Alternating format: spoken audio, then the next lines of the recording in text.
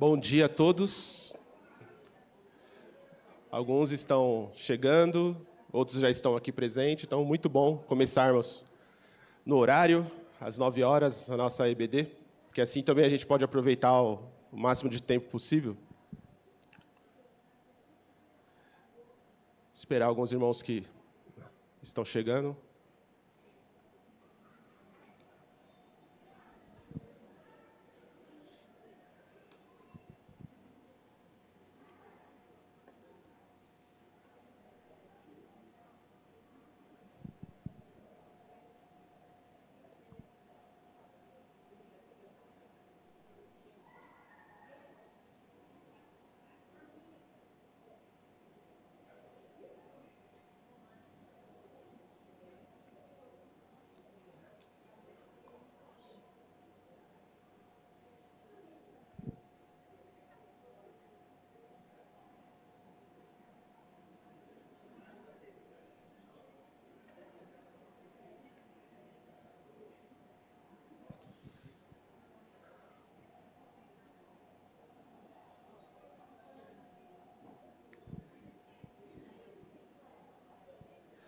Muito bem, vamos orar então. Vamos pedir ao nosso Deus por este momento, este tempo que passaremos aqui. Senhor nosso Deus, nós queremos te agradecer pela tua grandeza, pelo teu poder, por aquilo que tu és, ó Deus. Nós queremos declarar o nosso amor ao Senhor, queremos declarar, ó Deus, quem o Senhor é, o seu poder e toda a sua glória, ó Deus. Também queremos pedir ao Senhor por esta manhã, por este período de tempo que o Senhor nos dá.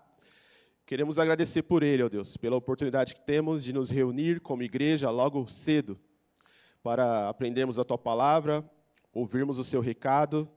E o meu pedido é que, para que saiamos daqui com o nosso coração repleto da tua presença. E que todos esses ensinos, todas essas instruções, possam ser muito úteis para a nossa vida diária, ó Pai.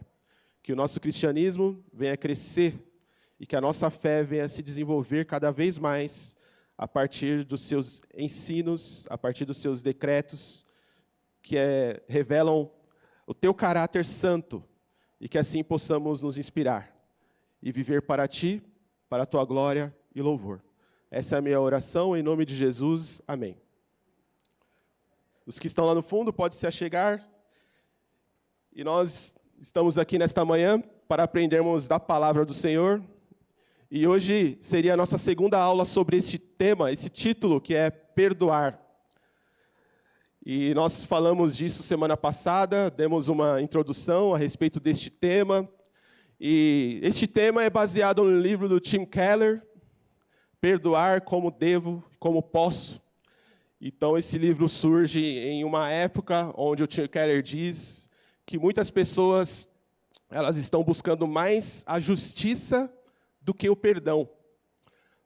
Então, no mundo, principalmente no contexto americano ao qual ele vive, né, ele percebe isso, que a juventude que vem surgindo deste ambiente, elas estão mais preocupadas em buscar a justiça e não estão dando bola para o perdão. E esse livro surge a partir deste contexto, a partir dessa mentalidade ao qual nós estamos vivendo, a uma época que nós vivemos. Então, é um livro muito útil para responder essas questões. E nós, como cristãos, nós sabemos que a palavra de Deus é o nosso guia, né? Nós nos inspiramos, nos baseamos naquilo que Deus revela por meio da sua palavra, e nós cremos que toda a verdade para a vida está ali. Então, nós tiramos da palavra de Deus a verdade a respeito de vários aspectos da vida e vários ensinos que dali vem, nós vivemos aquilo. E o perdão está inserido na palavra de Deus. A ideia de perdão, a ideia perfeita de perdão, nós tiramos da palavra de Deus. E eu acho que, na verdade, tenho certeza que é assim que nós devemos viver, a partir daquilo que a palavra de Deus revela a nós. E o Tim Keller nos ajuda, nos orienta, a partir do seu livro, a olhar dessa forma, e não da forma como a sociedade tem olhado esses temas. Então, nós vimos a respeito disso e também vimos a respeito de de um homem chamado Desmond Tutu, um sul-africano. E a palavra dele a palavra que ele entoa ali na sua época do apartheid é que sem perdão não há futuro para a África do Sul. Desmond Tutu, ele rejeita a maneira como foram julgados crimes em Nuremberg, porque ele acredita que o perdão se faz necessário. Então, ele acredita que os homens que fizeram os males que foram feitos em sua época, na época do apartheid, ele acredita que o perdão é algo que vai trazer a cura plena para as pessoas, e não apenas buscar a justiça esquecendo o perdão. Então, todos aqueles agressores, eles deveriam receber perdão. Perdão aos prisioneiros de guerra. Essa era a mentalidade de Desmond Tutu. E então, Tim Keller, ele responde, na verdade, na morte de Desmond Tutu, ele lança um tweet, e esse tweet mostra muitas outras respostas em cima dele, muitas pessoas com pensamentos diversos e conflitos de ideias a respeito do perdão e justiça. E aí, com isso, o Tim Keller está mostrando que a sociedade ela vivencia este momento, onde há uma congruência, na verdade, há uma intransigência da parte das pessoas em perdoar. Perdoar como devo e como posso. Então, como a igreja hoje, sim. Espera aí, deixa eu pegar o microfone para você. Só um instante.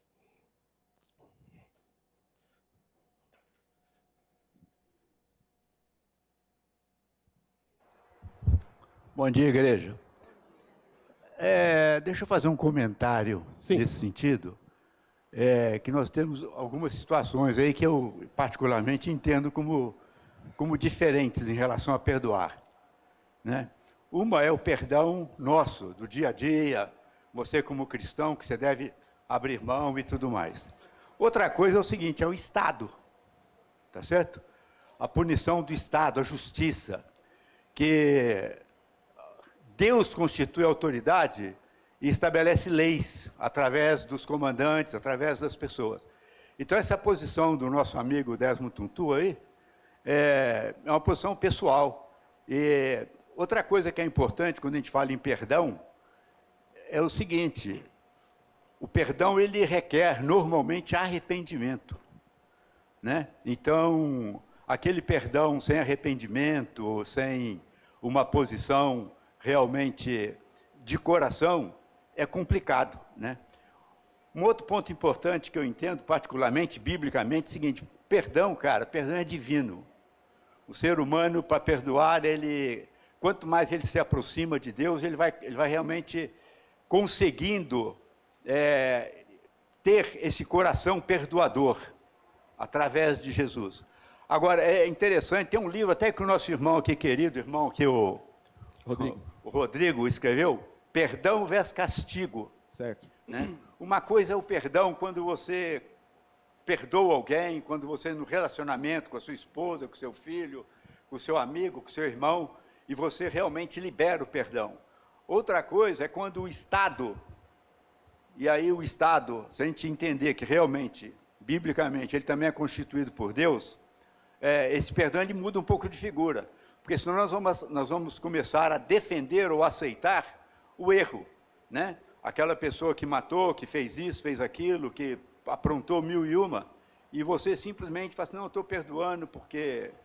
Então, eu acho que são posições aí que a gente precisaria, talvez... Eu sei que a nossa aula ela é rápida, talvez não dê para entrar nesse mérito, mas não sei, eu acho que seria interessante, talvez, se a gente formasse grupos pequenos na igreja, livre, né, quem quiser, para a gente discutir esse assunto, que eu acho extremamente importante.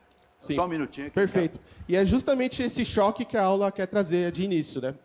Para fazer as pessoas pensarem a respeito da opinião de Desmond Tutu e várias outras opiniões que foram mencionadas. Porque no decorrer da aula, tudo isso vai ser realinhado. Né? Então, a aula traz um choque para fazer as pessoas refletirem, tá? Como a sociedade pensa, e depois as respostas vai ser como é que a igreja deve lidar com isso. Então, tudo isso que o senhor falou, as aulas, acho que, se não me engano, são 11 aulas, elas vão falar exatamente esses pontos. É óbvio que a introdução ela jogou praticamente muita coisa do que vai ser falado no decorrer da aula, né? Mas é para trazer a você essa reflexão logo de cara, criar um conflito a respeito disso, de como a sociedade vê e como a igreja tem agido, e muitas vezes a igreja tem errado também. Então, eu acho que essa reflexão é o que vai estar valendo a pena até agora. Tá? Então, é a segunda aula e, realmente, tudo que o senhor falou é o que, de fato, a gente pensa, né? Que existe o Estado. Tá? A igreja ela não tem que agir como o Estado. A igreja, Estado é Estado. São duas mãos aí que Deus usa. Tá? A igreja e o Estado. Tá? A presença de Deus está presente nesses dois departamentos, assim que a gente pode chamar, né?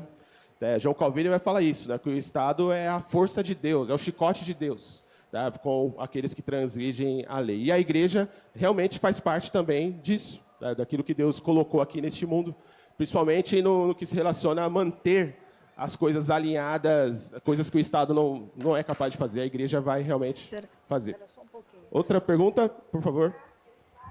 É questão de ordem. Oi? O Estado é ordem, né? É lei. É a graça. Mas você citou o Desmond Tutu? Isso. Eu tenho uma filha do coração sul-africana, né? E eu tive lá. Certo. E eu tive na cadeia onde o Mandela ficou. O Desmond Tutu defendia que o povo africano tinha que perdoar no coração para restaurar a nação. Mas a consequência do apartheid tinha que ser punido. Então, existem essas duas linhas. Não é porque você perdoa que você tira a consequência do que foi feito. Sim, perfeito. Então, o cara matou, eu perdoo, ele matou meu filho. Eu posso perdoar, mas ele tem que ir preso. Certo. Então, são duas coisas diferentes que às vezes as pessoas confundem, que perdoar é não ter consequência. Tem consequência, e Deus é claro nisso.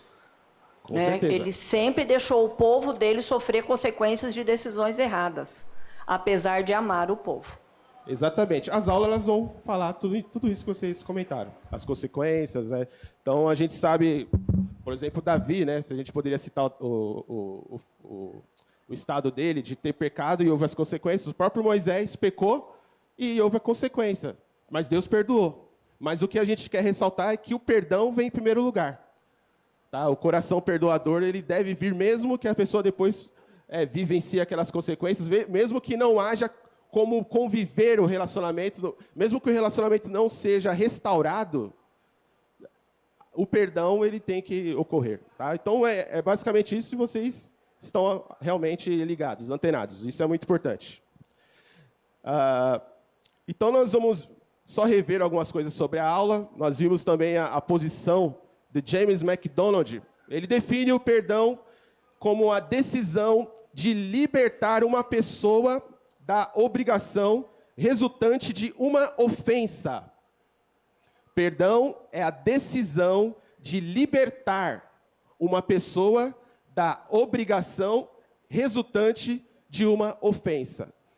Né? De uma maneira mais simplória, o perdão seria isso. Mas Jay Adams ele acrescenta algo a mais. Ele diz assim que perdão não é um sentimento, mas uma promessa. Por exemplo, Deus ele nos perdoa, tá? E diz lá em Isaías 43, 25, ele diz assim: sou eu mesmo aquele que apaga as suas transgressões por amor de mim, e que não se lembra mais de seus pecados. Mas a pergunta que nos vem é, como Deus, sendo onisciente, ele pode não se lembrar das coisas? Tá? Como Deus, ele sendo onisciente, será que ele apaga as coisas da memória dele? Como que isso funciona em relação a Deus? Será que Deus esquece das coisas? Aí a gente precisa entender a diferença, né, entre esquecer e lembrar, e não lembrar. Tá? Então, é uma decisão que você toma. Tá? Quando você diz que não vai se lembrar, é uma decisão sua. Esquecer, você ainda demora um pouco. Mas não se lembrar, aí sim é uma decisão. E com isso nós devemos dizer que Deus ele toma a decisão por parte dele mesmo, de não se lembrar mais dos nossos pecados.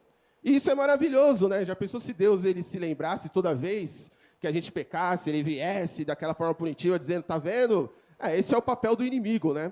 De tentar nos lembrar sempre das coisas. Mas Deus não. Ele toma a decisão de não se lembrar. Aliás, Deus nos perdoa os pecados do passado, do presente, até mesmo aqueles que a gente nem pecou ainda no futuro, Deus também já perdoou esses pecados. Tá? Todos os pecados, passado, os do presente, os do futuro, foram todos perdoados. E essa é a nossa garantia, de que todos os pecados foram perdoados. Então, a promessa do perdão, ela envolve você não trazer a questão ao ofensor. Primeira das promessas, tá? Você não quer trazer essa situação ao ofensor. Segundo, você não vai levar essa questão a outros. Porque às vezes a pessoa não fica jogando na cara do ofensor, mas também ela fica amotinando um grupo ali para falar do que aconteceu, chorando, remoendo aquela dor, ou às vezes até para colocar aquela como forma de vingança para que outras pessoas também sintam o mesmo em relação àquela pessoa que a prejudicou. Mas também é uma promessa de não trazer a questão para si mesmo. Então você promete não levar a questão ao ofensor, não levar a questão aos outros, até em forma de fuxico ou fofoca, né?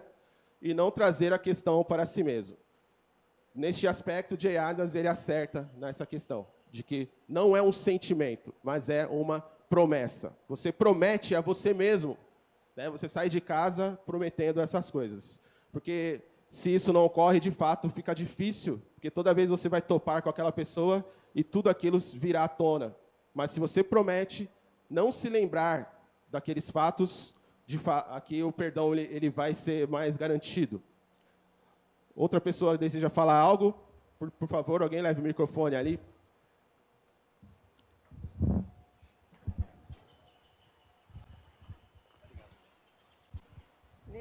Nesses anos todos, eu já estou aqui desde 83, eu tenho visto alguns casos de pessoas, uma perdoar a outra, mas quando vai falar, fala assim, ele para lá e eu para cá.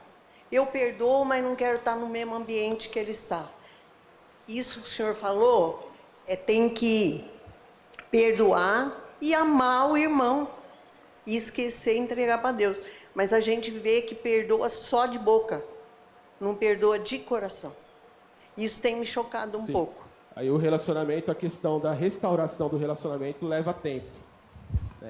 Também é uma decisão de ambas as partes. Tá? Tem que ficar diante de Deus e pedir a Deus que Deus ajude a perdoar de verdade, para depois, então, acertar com o irmão. Certo. Mais alguém que deseja falar em relação a isso? Os irmãos podem participar, tá? Não tem nenhum problema. Então, nós vamos ver aqui um pouco a respeito da dimensão do perdão. Tá? Nós vamos rever algo que nós falamos. O perdão, ele tem algumas dimensões. Tá? Ali eu só coloquei para que os irmãos, se alguns irmãos querem rever, né? Não trazer a questão ao ofensor, não levar a questão a outros, não trazer a questão para si mesmo. Dimensões do perdão. Então, nós temos a dimensão vertical, que seria aquela dimensão que vem de cima. Ou seja, Deus, ele nos perdoa. Tá? Deus nos perdoa, e isso significa o perdão judicial de Deus. Tá? O que representa esse perdão judicial? Judicialmente, eu não devo nada a Deus, eu recebo perdão da parte dele. E eu sou colocado numa posição de justo, porque eu recebi esse perdão judicial da parte de Deus. Então, o perdão vertical ele tem essa representação. Nós somos, com isso, reconciliados com Deus. Essa é uma verdade que todo cristão precisa entender. Que quando você recebe o perdão de Deus, você é dado como justo. É computado a justiça de Cristo a nós. Aí nós chamamos de dupla composição, ou dupla justificação, ao qual os meus pecados são dados a Cristo e a justiça de Cristo é dado a mim. Então, enquanto todos os meus pecados vão no colo ou nas costas de Jesus, toda a justiça de Cristo é dado a mim. Até mesmo os seus feitos, a sua vida que ele andou, a vida justa de Cristo, isso também se absorve a mim. Então, toda a bondade de Cristo, quando Deus me vê, na verdade, ele vê o próprio Cristo. E essa é a verdade a respeito de todos nós.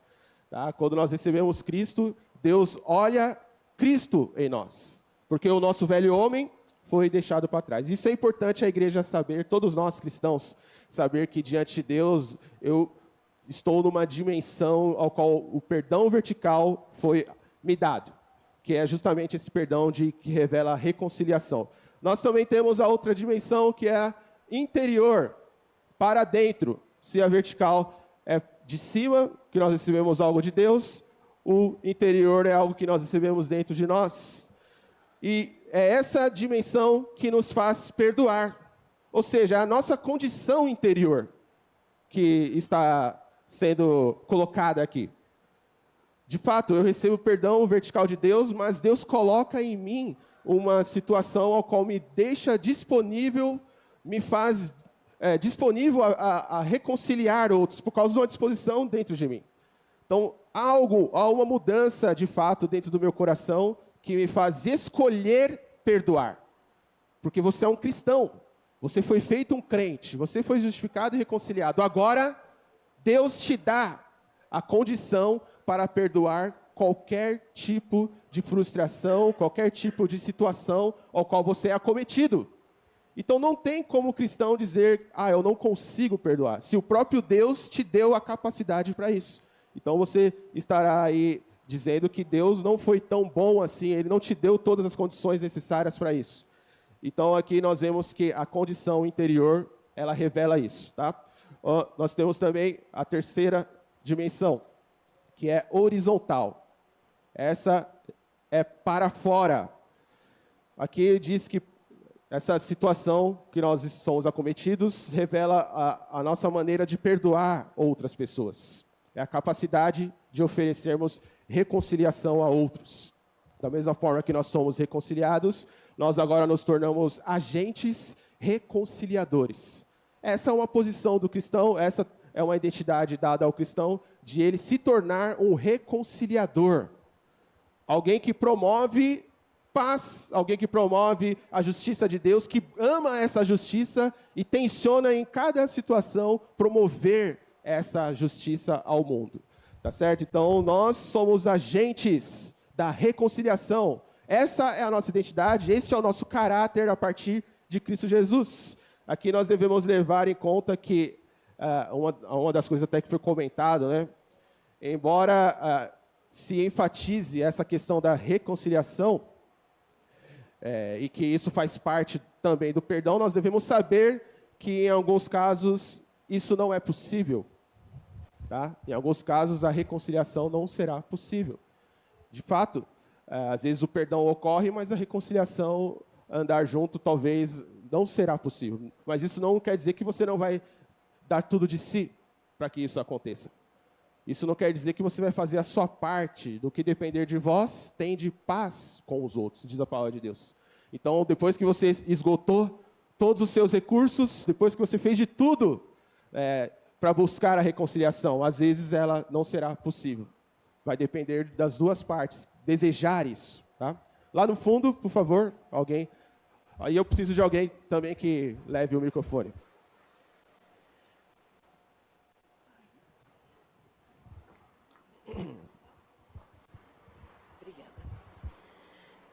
Pegando o gancho da irmã que acabou de falar ali, Sim. um pouco antes da pandemia, minha irmã foi assassinada. Okay. Ela deixou 3 filhos e eu decidi perdoar. Mas eu creio que é diferente de eu precisar conviver com ela. Isso. Porque Okay. ela não é uma irmã em Cristo e ela convivia com a minha família e não foi fácil no começo. Ainda é um pouco complicado, mas eu não quero que ela sofra, não quero que ela passe nenhum tipo de mal, mas eu quero que a justiça seja feita. Então eu creio que essa parte de perdoar o irmão crente e conviver, tentar restaurar, é diferente de você conviver com alguém que não conhece a palavra. Eu não sei se eu estou errada, mas até hoje eu procuro me basear nisso em relação a esse fato. Ok, é óbvio que o ambiente ao qual nós estamos é muito fácil, né? É o ambiente cristão. Então, muito daquilo que nós estamos falando, de reconciliação, de fato, vai depender do coração cristão que a pessoa tem. A gente não pode exigir de um ímpio uma vida de um cristão, né? Mas nós, como cristãos, devemos ser exemplo nisso, tá?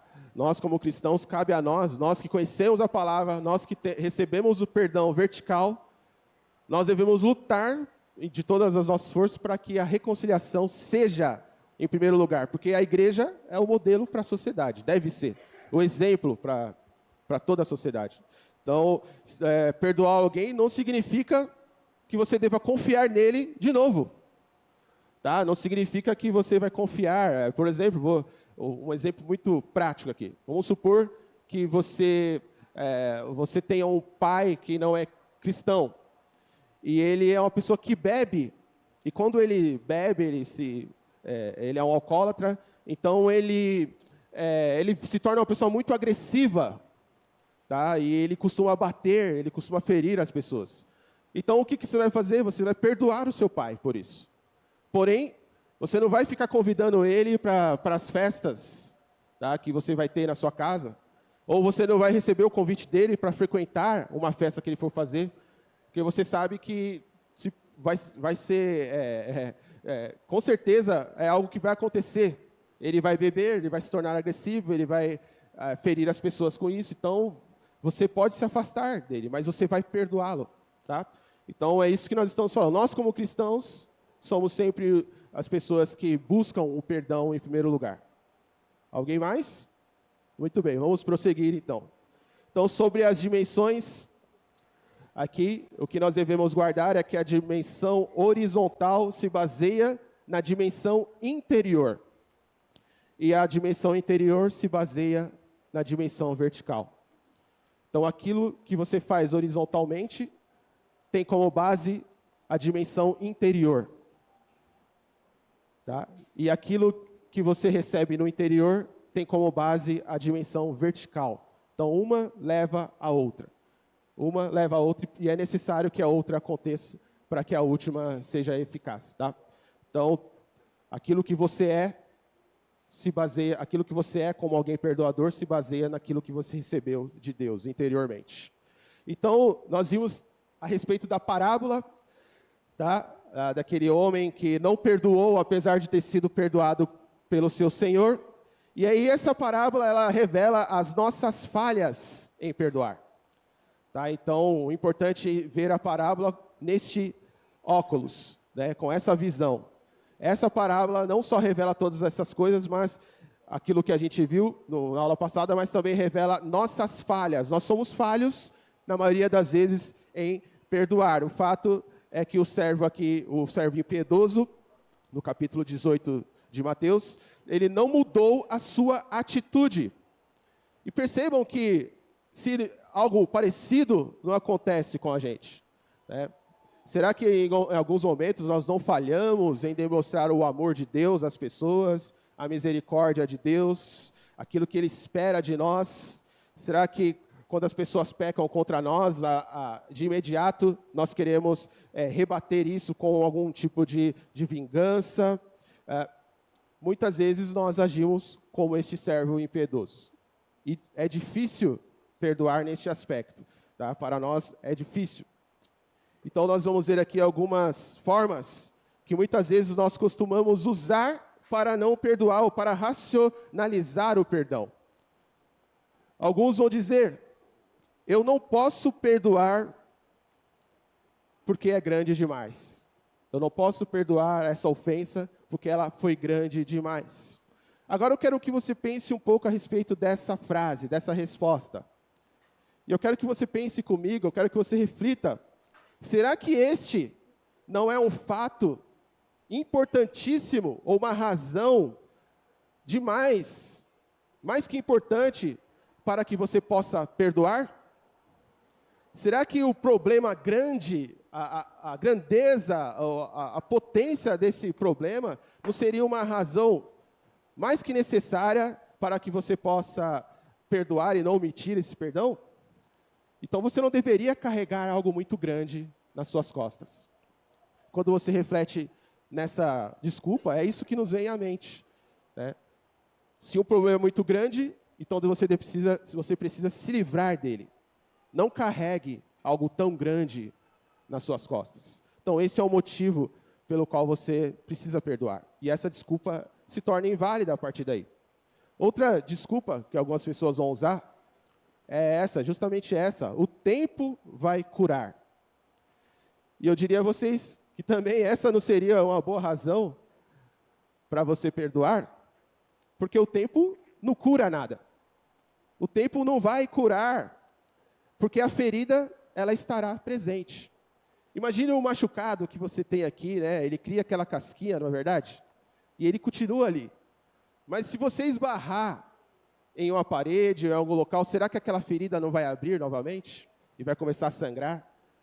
Uma ferida que ainda não foi cicatrizada completamente. Então, em algum momento, você vai esbarrar com essa pessoa. E tudo vai voltar à tona. Então, o tempo ele não serve para curar as feridas.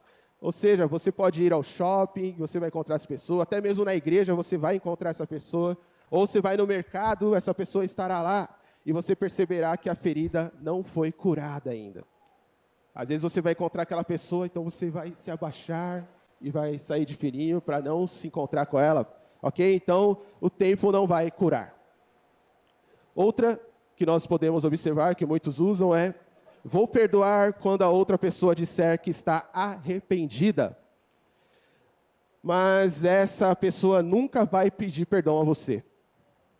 Ela nunca vai chegar a você e pedir perdão. A verdade é que você terá que carregar esse rancor com você por onde você andar.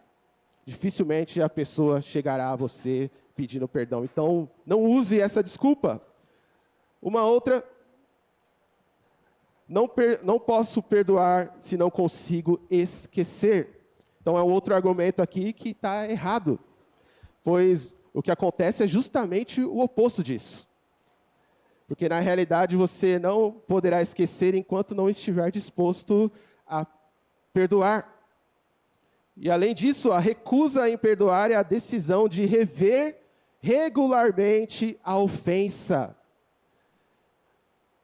E o fato importante é que, enquanto você não perdoar, você nunca vai esquecer o que aconteceu.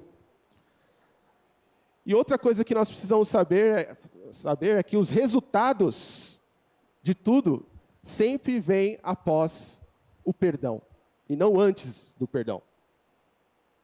Os resultados, os frutos do perdão, ele não vem antes.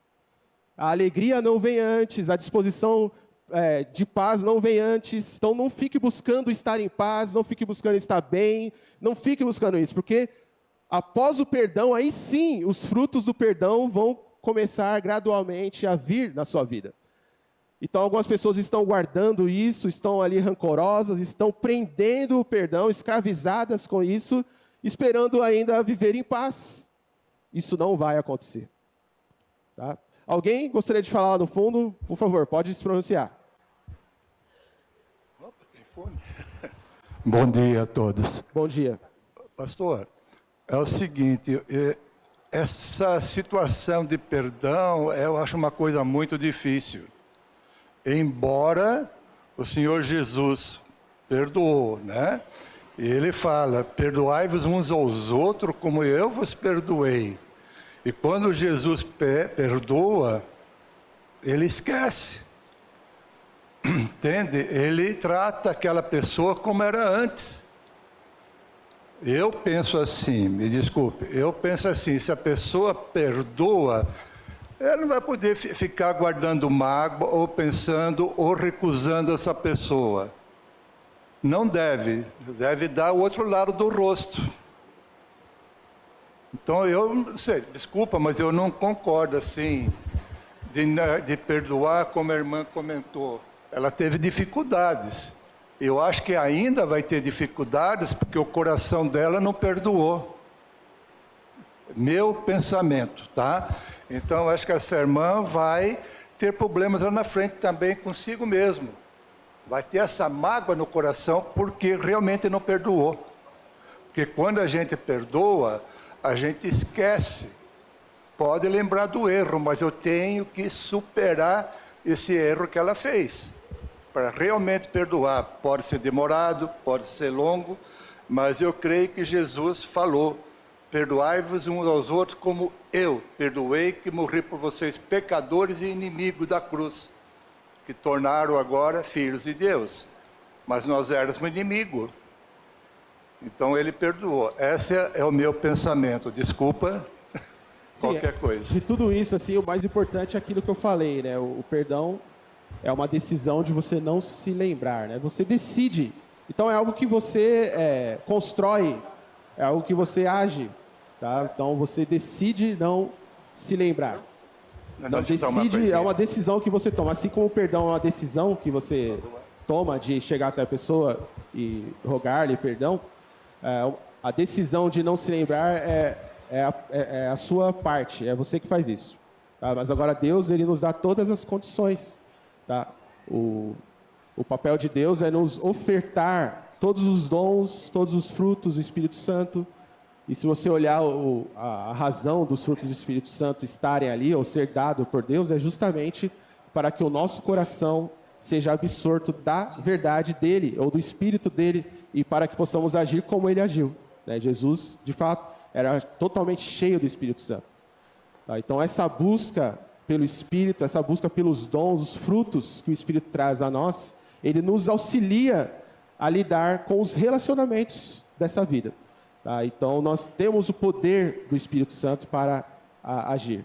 Agora, esquecer realmente ao tempo, cada pessoa vai ter uma experiência aí. Tá? Não dá para a gente dizer que essa pessoa vai ter que agir dessa forma, ou eu ajo assim, então ela tem que agir assim. Então, cada pessoa vai ter a sua experiência em relação aos erros dos outros.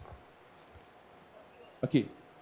Primeiro ali, Hortência. Deixa ela aqui. Aí vai na sequência das fileiras, tá? Tem que gravar, é gravado. Ah, tá.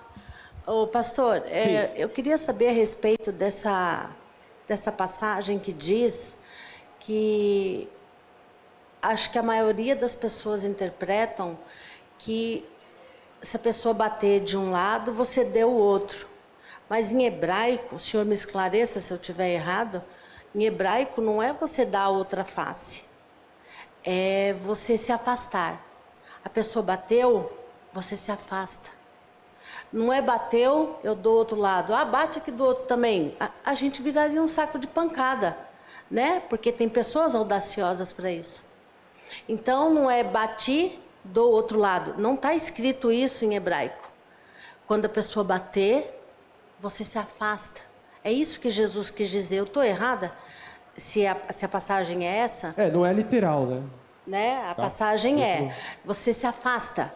Não dá outra face. Só se afasta. Sim, é que a gente tem que entender que ali não é algo literal, né? Apesar que às vezes vai acontecer da pessoa bater a outra face também. Mas, enfim, ali não se trata de um ensino literal, né? Você fala, bateu aqui, agora bate aqui. Não, isso soa até como algo, um sarcasmo, algo assim, né? Você vai ficar com mais raiva ainda de você, talvez. Ok. O que eu vejo é que perdoar é uma ordem que o Senhor nos dá e que a gente, como toda a palavra, a Bíblia que a gente estuda, tem coisas que a gente faz em obediência ao Pai, né? E a gente ora e pede para Ele trabalhando no nosso coração. Então, não é uma opção que a gente... É algo que a gente tem que estar disposto a fazer. Agora, como é que se diz? Esse caminhar com o Senhor, esse encher do Espírito, de você se alimentar com a palavra, é isso que vai mostrando para nós que aquilo que Jesus fez na cruz é muito superior a toda essa mágoa ou essa situação que eu tive. Né? Mas isso é trabalho do Espírito Santo em nossa vida. Sim, exatamente. Assim. A carta de Paulo aos Efésios nos ensina a nos despojar e revestir. Então, sempre que você se despoja de algo, de um pecado, de algo que está ali no seu coração, você precisa revestir e colocar outro fruto no lugar. Você não pode deixar vazio o trono. Então, sempre que você perdoou ali, então você vai colocar outro fruto no lugar, que é o amor, que é outras coisas que vai fazer você vivenciar a verdade de Deus. E quando você rejeita o pecado, tá? Sempre que rejeitamos o pecado, sempre que tiramos algo pecaminoso do nosso coração, nós devemos colocar algo justo. Devemos fazer essa troca, porque se deixarmos vazio, outro pecado vai entrar ali e vai alojar no nosso coração. Então, o despojar e revestir significa santificação progressiva. Nós tiramos algo pecaminoso dentro de nós e devemos colocar algo puro, algo santo. Se não colocarmos, se não trabalharmos dessa forma, com certeza ficará vazio o nosso coração ou aquela parte que foi tirada e outra coisa vai entrar no lugar. Tá? Sempre é assim que funciona. Como diz na palavra, o perdão é uma ordem do Senhor. E todos nós queremos cumprir todas as ordens. E para cumprir a ordem do perdão, é preciso muita oração, porque por nós mesmos não conseguiremos perdoar. Então, experiência minha, eu orei muito pelas pessoas que eu precisava perdoar. E esquecer, nós não vamos esquecer, porque nós não somos computador, onde vai o delete e pronto. Nós vamos lembrar. Mas quando você lembrar e não doer mais o seu coração, você não sentir mágoa, raiva, rancor, é porque você perdoou. Eu creio assim. E outra coisa, me desculpe se eu estiver errada, mas você perdoa, mas você não é obrigada a conviver com a pessoa. Porque eu não me vejo convivendo com o meu ex-marido, porque conviver com ele é conviver com a outra mulher, é conviver com o filho. E, como a Madalena falou, eu perdoei, mas ele caiu aqui, eu acho que está certo. Conviver não dá mais. Tudo, você conviver com o meu ex-marido, com a esposa dele, com a filha dele, eu não me vejo. Então, eu preciso de muita oração para chegar nesse patamar. Eu não vejo assim. Ok. Mais alguém? Muito bem, então podemos seguir aqui. A última das nossas falhas seria aquela ali, né? Mas se eu perdoar, a pessoa vai fazer isso de novo. E aqui nós vemos que, então, se você crê que há a possibilidade de uma outra ofensa, isso não seria um motivo mais que justo para você se livrar da primeira? Tá? Então, você vai ficar carregando várias ofensas dessa pessoa, então você tem que se livrar dela. Tá? Então, pensar que aquela pessoa vai fazer isso de novo, então você vai ficar mutuando várias ofensas daquela pessoa. Então, perdoe a primeira e espere a segunda chegar para você perdoar também. Porque Jesus falou que se uma pessoa pecar 70 vezes 7 no mesmo dia, você precisa perdoar. Todas elas. Então, mas e se ela fizer de novo? Perdoe. Mas se ela fizer de novo no mesmo dia, perdoe. Então, essa desculpa também não cabe. Dizer que, não perdoo porque ela vai fazer isso de novo. Então, se livre logo dessa ofensa e espere a outra chegar para perdoá-la também. Tá? Fique preparado para a segunda ofensa. Então, a verdade é que se recusar a perdoar, alguém que se recusa a perdoar, é também comparado a uma decisão de vingança. Tá? Pode ser comparado a uma decisão de vingança. Uma vez que o próprio Senhor disse, né, minha é a vingança, a retribuição, Deus diz isso em Deuteronômio 32, 35, nós devemos deixar a vingança para Ele. Deixar Deus ser Deus, e não nós. Não devemos fazer o papel de Deus. E o papel de Deus já está escrito. Minha é a vingança.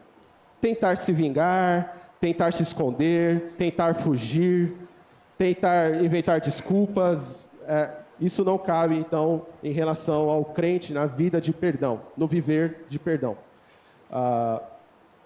Você também não deve nem protelar ou postergar o perdão. Isso também é uma tentativa de arrogar a obra de Deus para si mesmo.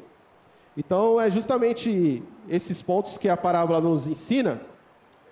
Tá? Alguém que recusa-se a perdoar é uma pessoa que está trancafiada numa jaula. Trancafiado em uma jaula. Uma pessoa que se recusa a perdoar é uma pessoa que está se vingando, ou é o mesmo que tentar se vingar, ou também uma pessoa que está trancafiada em uma jaula. Porque espiritualmente falando, é esse estado que uma pessoa está, em uma prisão.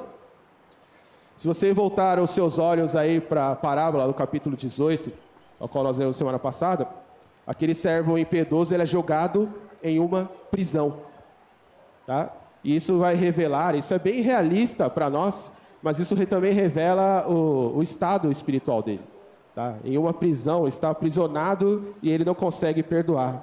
Então, muitos de nós podemos estar aprisionados e não queremos liberar esse perdão. Então, a imagem dessa parábola deve vir ao seu coração. Será que você não é como este homem? Será que você não está aprisionado? É isso que nós temos que ver. A palavra de Deus é um espelho, né? A gente se vê ali. Na verdade, a gente vê a nossa alma, a nossa condição. Existe um relato, né, um exemplo que narra mais ou menos essa ideia de estar em uma jaula. Certa vez, um grupo de irmãos foram convidar outras pessoas de fora da igreja para uma escola bíblica de férias. Então, ali saiu aquele grupo de irmãos, e eles foram de casa em casa ali, convidando pessoas, até que ele chegou em uma casa, ele viu algumas crianças no quintal, então ele bateu naquela casa, pedindo para falar com um dos pais. Então atendeu ali um pai, um jovem, tá, ali com os seus 30 anos de idade, e então ele ouviu o convite para que aquele pai liberasse seus filhos, para que eles fossem para essa EBF, Escola Bíblica de Férias. E a resposta daquele jovem foi assim, que ele não deixaria que seus filhos colocassem sequer seus pés em uma igreja, ele jamais faria isso. Ele jamais deixaria que seus filhos colocassem seus pés em uma igreja. E o motivo principal dele dizer isso é que ele revela que no passado ele teve um pai que o obrigava a ir à igreja. Ele tinha um pai que pegava no pé dele e o obrigava a ir à igreja. E então ele carrega isso com ele até a fase adulta, e ele então diz que seus filhos também não vivenciarão esse doutrinamento do pai dele, de querer inserir a força, o cristianismo no coração dele. Então é um jovem que está aprisionado.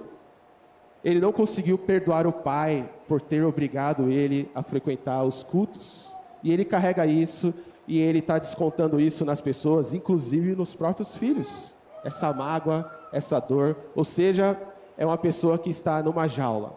Ela está aprisionada, ela não consegue perdoar, ela não consegue ofertar o perdão, porque justamente ela vivenciou algo ruim no passado.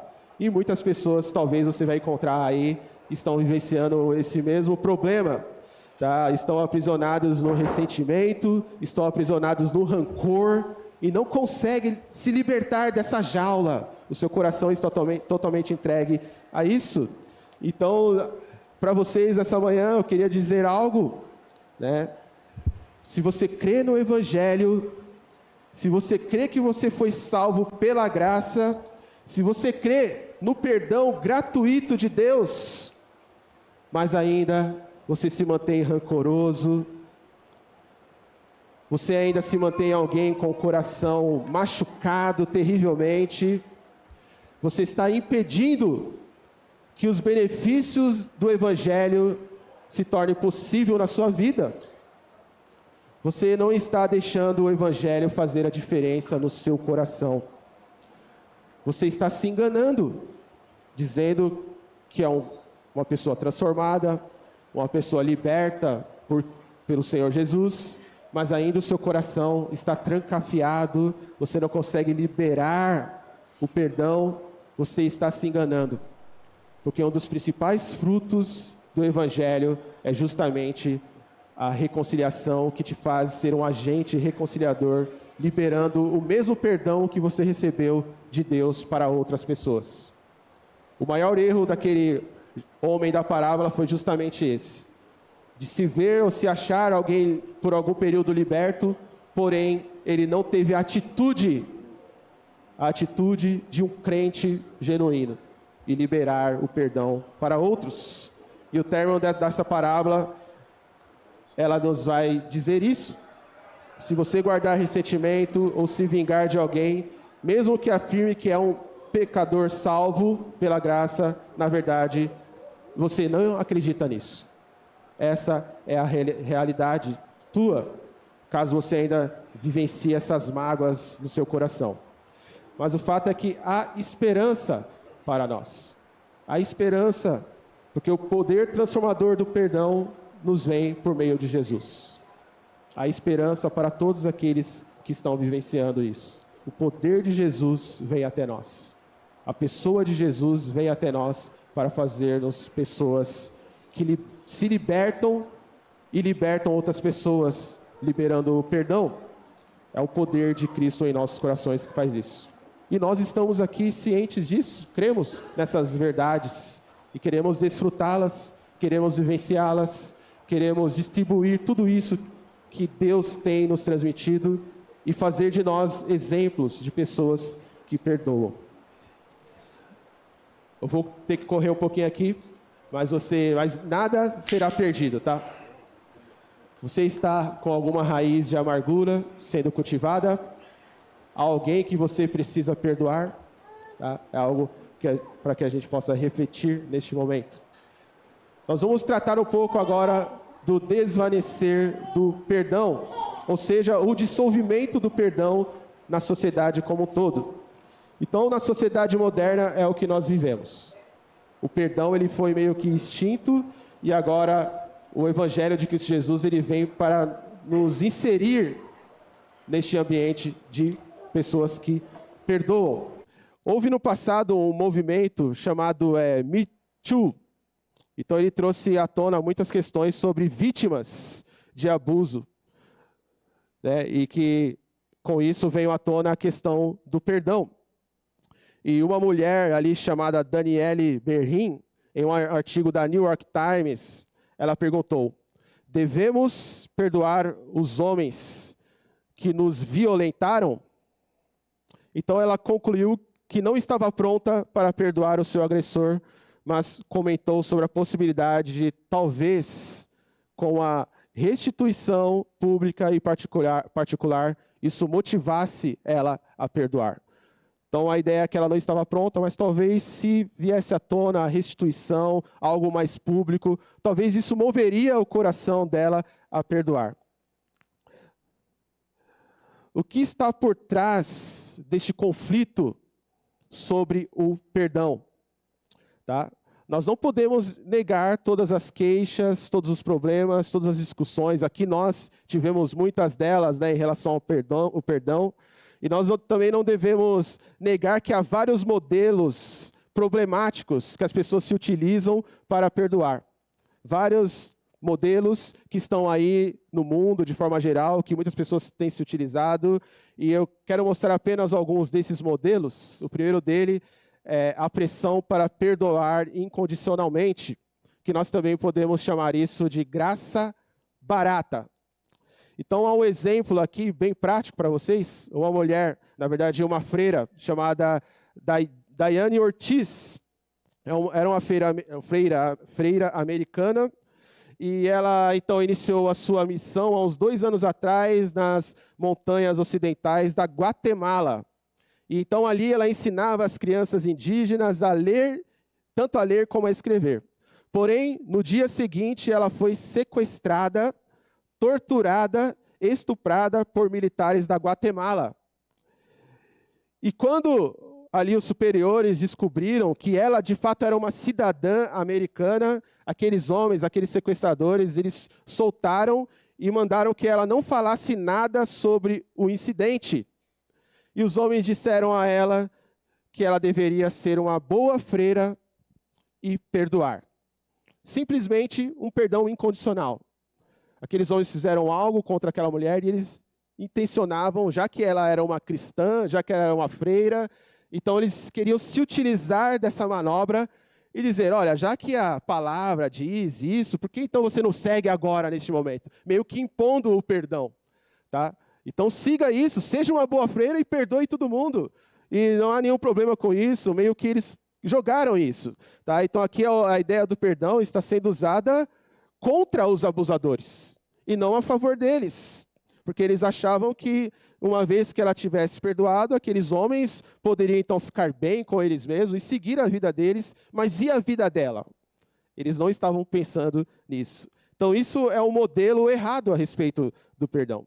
E há vários outros modelos aí que falam a respeito disso, inclusive esse termo graça barata, ele é muito parecido com o termo que Dietrich Bonhoeffer, ele se utiliza no livro chamado O Discipulado, que ele usa a palavra graça barata, uma graça que não tem custo, uma graça que não envolve discipulado, uma graça que não envolve morrer para si mesmo. É isso que o autor vai dizer. E aqui ela usa esse termo para esses homens, para essa ideia de que esses homens estão trazendo para ela. Então, Susan Waters, uma outra pessoa, desde os 7 anos de idade, era molestada habitualmente por seu irmão mais velho e por um professor de natação.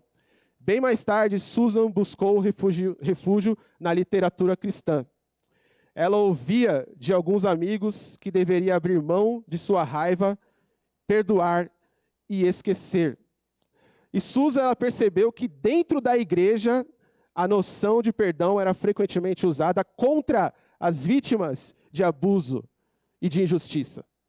Ou seja, perdoe, não ligue para o que as pessoas fizeram com você. Né? Talvez isso pode ser visto aí alguns pastores que acabam abusando e então ali então se reúne a cúpula da igreja e tenta amortecer aquela vítima. Olha, não fale isso para ninguém, perdoe o pastor, perdoe o irmão. Essa é uma forma errada de se usar o perdão, porque aqui também não envolve nenhuma justiça para a pessoa. Tá? E aí nós temos um outro modelo que é o perdão transacional, que seria uma espécie de graça mínima. Perdão transacional, que seria uma espécie de graça mínima. Esse perdão coloca o agressor. Ele só vai perdoar quando o agressor se mostrar genuinamente arrependido ou desejando essa reconciliação. Então, de uma certa forma, isso também joga a culpa para o agressor. É uma forma de você transferir o problema para o agressor. Você está dizendo que só vai perdoar quando a pessoa estiver genuinamente arrependida, quando ela se mostrar ali bem consternada, entristecida, arrependida, quando ela se humilhar de fato, aí você vai oferecer o perdão. Sim, pode fazer. Tá, tudo bem. Você vai falar para mim se precisar, por favor.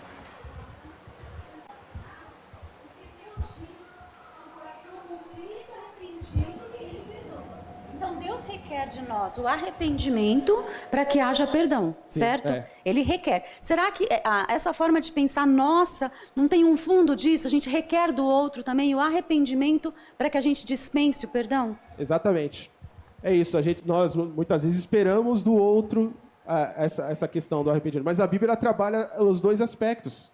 Porque se o seu irmão pecar contra você, você vai até ele. É ele que pecou contra você, mas é você que vai até ele. Né? Então, não sei se é isso que você está pensando. A Bíblia diz que nós devemos ir até o agressor tentar a reconciliação, não o agressor vir até nós. Tá? Não sei se é isso que você estava pensando, ou se faz sentido. Não, só me ocorreu porque eu lembrei que Deus requer de nós arrependimento para que haja perdão. Então, talvez esse pensamento seja comum nas pessoas de esperar que haja um arrependimento para dispensar o perdão, por causa disso também, né? Sim, é comum a nós pensarmos dessa forma. E por último, nós temos aí a pressão para jamais perdoar, que é o erro. Ou seja, graça inexistente. Se uma é graça barata, o outro é graça mínima, esse aqui não há graça alguma. Tá? Existe uma pressão, então, da cultura para que as vítimas não perdoem. Tá? Uma pressão, tá? Especialmente aqui o perdão é visto como algo que prejudica até mesmo as vítimas. Então, nunca perdoe. Tá?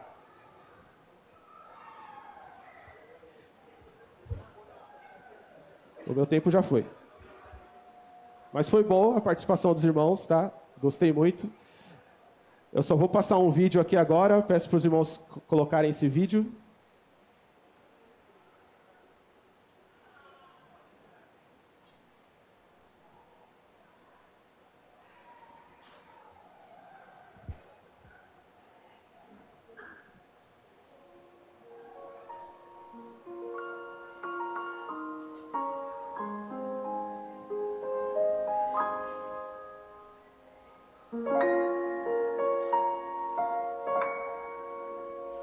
No dia 5 de novembro de 2003, todas as dúvidas quanto à culpa de Ridgway foram apagadas. Ele assumiu a culpa pelo assassinato de 48 mulheres.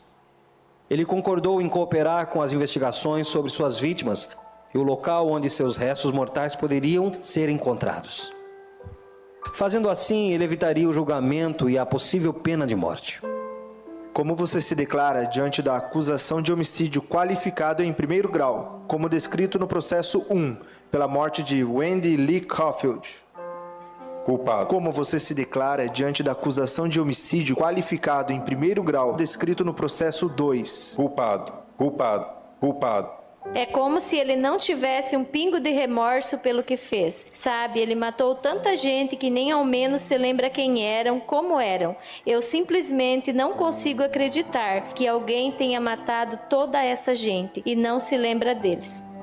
Nem os parentes enfurecidos de suas vítimas que foram convidados a se pronunciarem no tribunal no dia em que Ridgway foi sentenciado à prisão perpétua sem liberdade condicional no dia 18 de dezembro de 2003. Você disse que as lembranças de todas as mulheres que matou foram apagadas.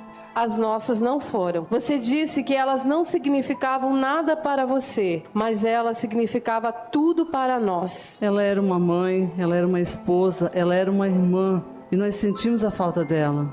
Gary Ridgway permaneceu sentado com um semblante inexpressivo. Familiares de suas vítimas o amaldiçoavam e o ridicularizavam. Ele é um animal. Eu desejo que ele tenha uma morte demorada, sofrida e cruel.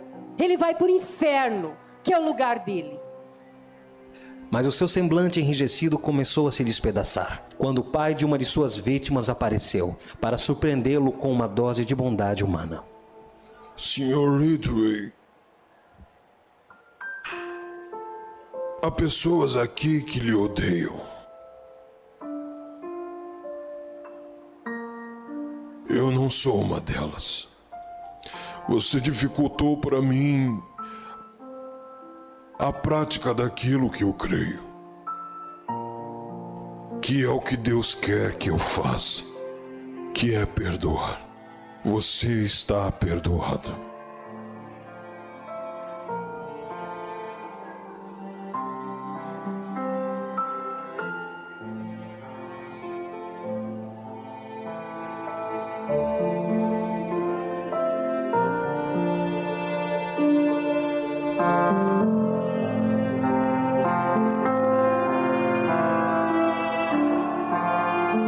Então, esse vídeo expressa essa ideia, e para a gente finalizar aqui, o perdão ele deve ser dado, mas em alguns momentos a justiça ela vai ser buscada, tá?